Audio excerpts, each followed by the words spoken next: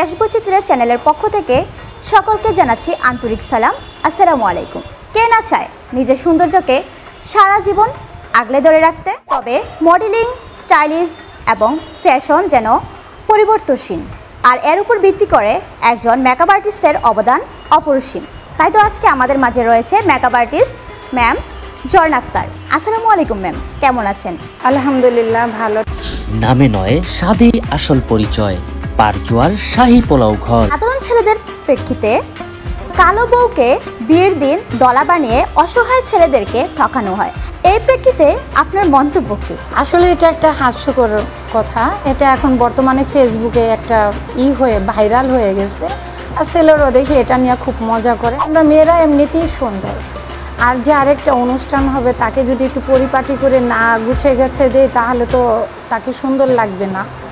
এটা একটা ছেলেরা বলতে পছন্দ করে তাই বলে, এটা আমরা মেয়েরা মাইন্ডে নেওয়ার কোনো প্রয়োজন নেই। আপনার বিয়েতে আপনি কোথায় থেকে বা কার মাধ্যমে আপনি সেজেছিলেন? জ্ঞানীগঞ্জ তখন কোনো পার্লার ছিল না, ধানমন্ডি। আমার মানে আমার সম্পর্কে উনি আন্টি হয়, আচ্ছা, লগ্না আন্টি। আচ্ছা, ওকালতি পড়াশোনা করতো। সে তখন একটা বিউটি পার্লারে থেকে মানে কাজ শিখেছে। আচ্ছা আচ্ছা। তো ওই আন্টি আমাকে বাসায় এসে অনেক সুন্দর করে সাজিয়েছে। নিজের বিয়েতেও সেজেছিলেন, তাও আবার অনেক আগে। অনেকে দেখা যায় যে নিজের মেকআপ আর্টিস্ট নিজের সাজটা নিজে সাজে, কিন্তু তখন আপনি নিজের সাজটা নিজে সাজেননি, বরঞ্চ আপনিও আরেকজন।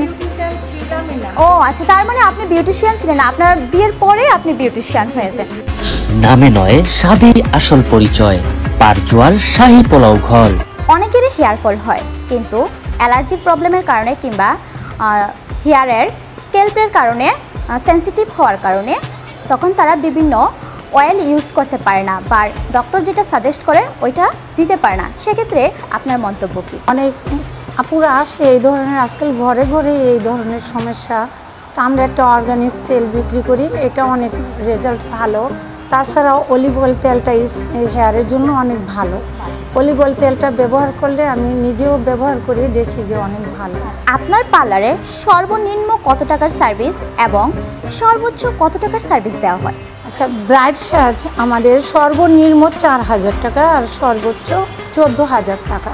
বিউটিশিয়ানের জীবনে দুইটি খারাপ দিক এবং দুইটি ভালো দিক বলুন।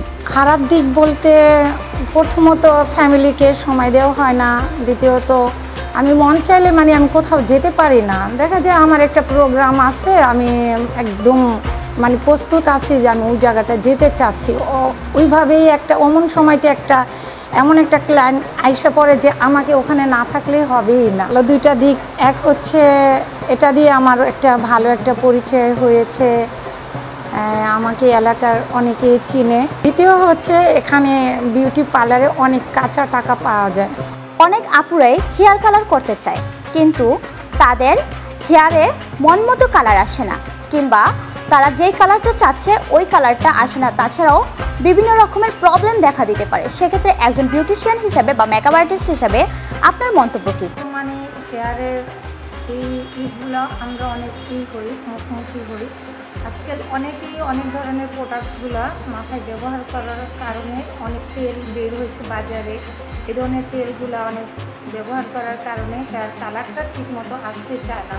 তবে আমরা যেভাবে হোক এটা আনার চেষ্টা করি। কীরকম তেল বা কী জাতীয় প্রোডাক্ট ব্যবহার করার কারণে হেয়ার কালারটা মন মতো আসে না?